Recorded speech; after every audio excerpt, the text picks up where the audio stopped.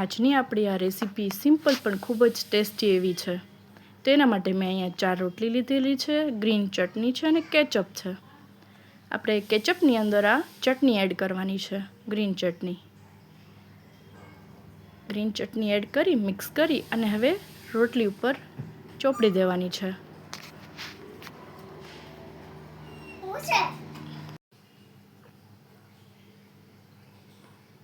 એને આવી રીતે રોટલી ઉપર સરખી રીતે ચોપડી અને એનો રોલ વાળી લેવાનો છે.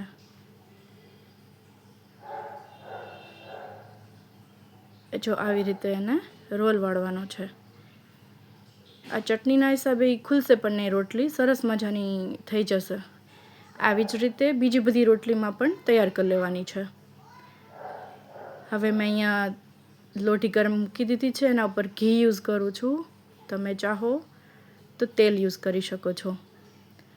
આવી રીતે બધી રોટલીને એકસાથે શેકી લેવાની છે. ગોલ્ડન બ્રાઉન થાય ત્યાં સુધી શેકવાની છે.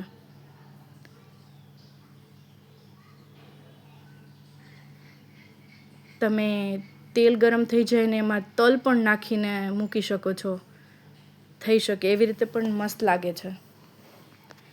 આ રોટલી આપણી લેફ્ટ ઓવર રોટલી પણ ચાલશે અને તાજી બનાવેલી રોટલી હોય એમાં પણ ચાલશે.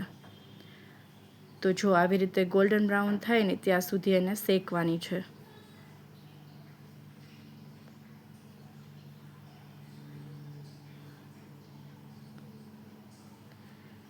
તો બસ હવે એને ડીશમાં કાઢી અને કટરની મદદથી એના પીસીસ કરી લેવાના છે. આવી રીતે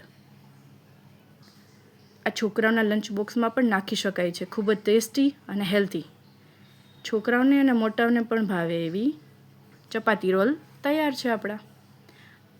હજી એક રેસીપી છે મારી બીજી. આપણી આ લેફ્ટ ઓવર રોટલી છે ને એને તળી લીધી છે.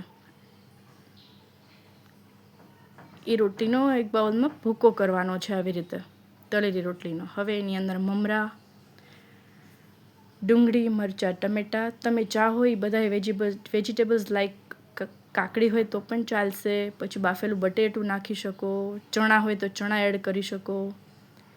પણ આ ઇન્સ્ટન્ટ કહી શકાય, આટલું તો આપણા ઘરમાં અવેલેબલ હોય જ, બટેટું બાફવું પડે. તો હવે એની અંદર હું ગ્રીન ચટણી, રેડ ચીલી અને ટોમેટો કેચઅપ ત્રણેયને મિક્સ કરી લેવાનું છે અને હવે એને આપણી બનાવેલી ભેળ ઉપર નાખી દેવાનું છે. હવે એમાં ધાણા જીરું, મીઠું નાખી અને મિક્સ કરવાનું છે. તમે ઈચ્છો તો લેમન જ્યુસ અને શુગર પણ એડ કરી શકો છો. બહુ મસ્ત ટેસ્ટ આવશે, ખટ્ટો મીઠો. તો તૈયાર છે આપણી આ તળેલી રોટલીની ભેળ.